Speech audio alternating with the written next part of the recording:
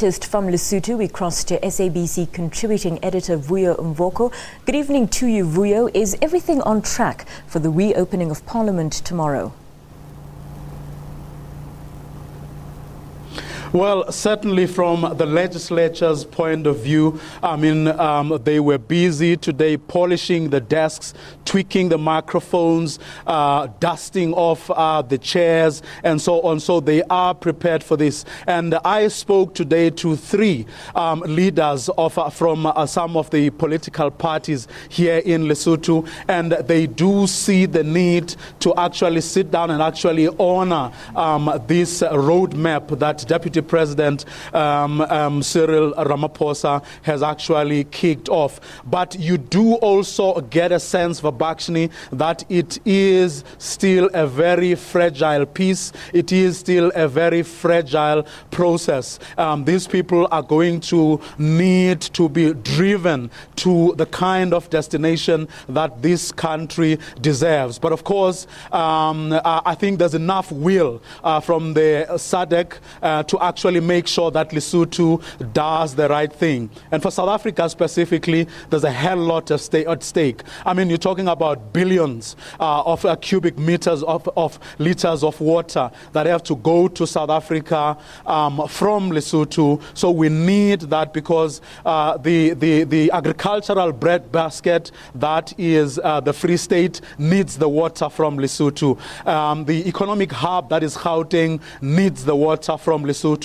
So it's not just simply about brotherhood and neighborliness. There's a lot at stake for everyone. The Basotho also recognize that they cannot continue the way they are doing at the moment because they are killing their country further. I mean, you're talking unemployment of about 45%. Now, Vuyo, Cyril Ramaphosa and South Africa very involved in getting political parties to this agreement. Would you call this a success for SADC? Well, whichever way you look at it, it will be a success for SADC and for South Africa if things continue the way they are going at the moment. It's still early stages, though, one must point out, because as I say, the sense one gets from the party leaders is that as much as they do want to commit to the process, they don't trust one another. They are not sure as to whether, in fact, some of them won't be victims of democracy or of a new election come that February election. So there are doubts, as much as they are keen to throw their weight behind the process, and they do want to see Lesotho progressing.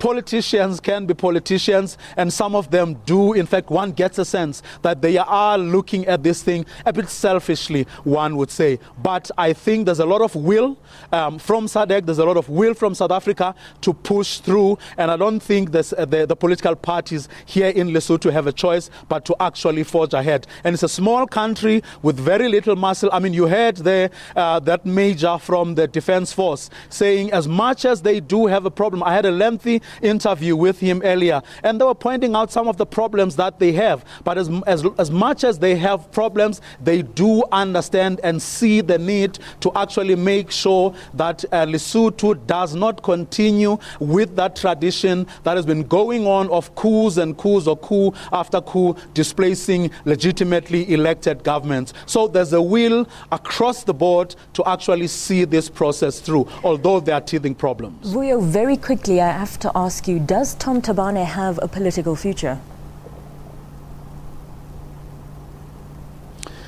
It's uncertain at the moment, certainly if you take into account the fact that when the other political parties were expressed that desire to pass a vote of no confidence as soon as Parliament resumed, there were members of his own party who were prepared to go with that motion together with the other parties. So I think his future looks a bit bleak, but nothing is going to happen. We are told, between now and the February election. Because if this nation gets diverted, then even the process that SADC and Deputy President, through Deputy President Cyril Ramaphosa have kick-started will actually crumble. So no one wants to take that risk. Everybody agrees that even though they have problems with Mr. Thabane, he must stay on for now until that election in February.